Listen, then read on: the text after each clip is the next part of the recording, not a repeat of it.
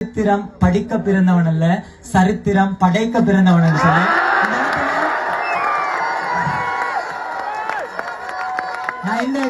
நான் இந்த ஒரு மீம் ஒன்று பார்த்தேன். அந்த மீம்ல எந்த போட்டுச்சுன்னு சொன்னால், දෙදස් 4 சுனாமி, 2024 சௌமி.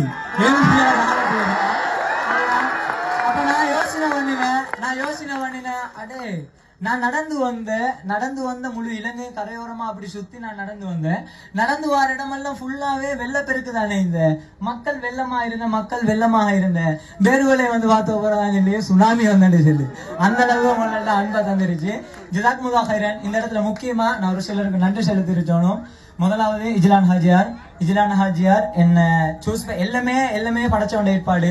இஜ்லான் ஹாஜியார் என்ன தேர்ந்தெடுத்ததும் எனக்கு வாய்ப்பு தந்ததும் அத்தனையுமே அவரோட மனசுக்கு ஏத்த மாதிரி படைச்சவன் மனசுல உதிர்ப்பனை கொடுத்த அதுக்கேத்த மாதிரி அவர் என்ன தேர்ந்தெடுத்து இந்த பயணத்தை அனுப்பின.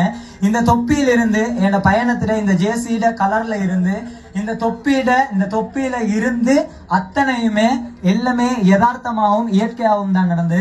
நான் இந்த தொப்பியை நான் எங்கேயும் கண்டடிச்சேன்டா, காலி போர்ட்ல ஒரு டூரிஸ்ட் ஷாப் ஒன்ல இந்த நான் தொப்பியை கண்டேன். நான் போய்த்து அதுல வேங்குவோம்னு சொல்லி விலையை பார்த்தலாக்க அது எங்களுக்கு கிட்டக்கும் போகலாம்.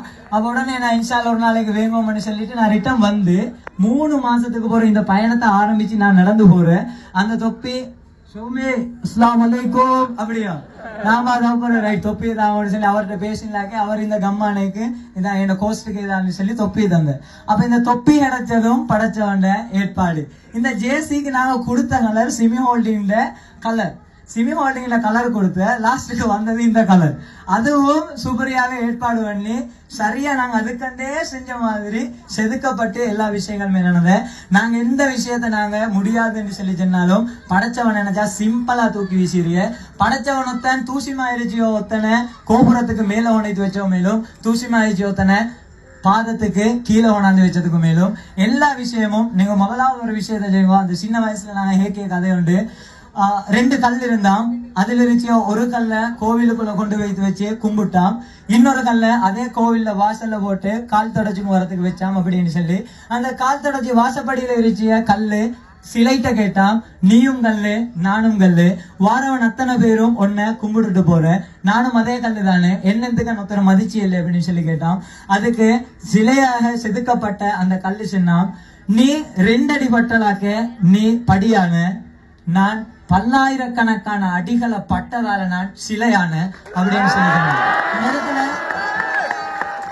இந்த இடத்துல எனக்கு நடந்த அத்தனை விஷயமும் இந்த பயணத்துல தொடங்கின பிஸ்மில்ல இருந்து நான் இந்த இடத்துல வந்து நின்று பேசிய வரங்காட்டும் அத்தனையுமே படைச்சவன் ஏற்பாடு, படைச்சவன் அருள், படைச்சவனால மட்டும்தான் இது நடந்தது.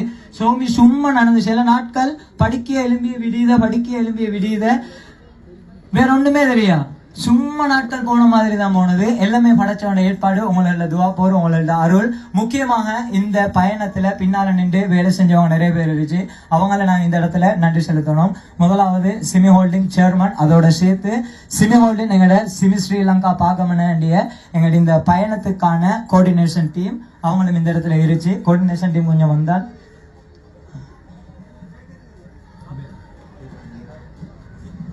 கோஆர்டினேஷன் டீம் கொஞ்சம் முன்னுக்காய் நின்றா கோஆர்டினேஷன் டீம் இருந்த. அதோட முக்கியமாக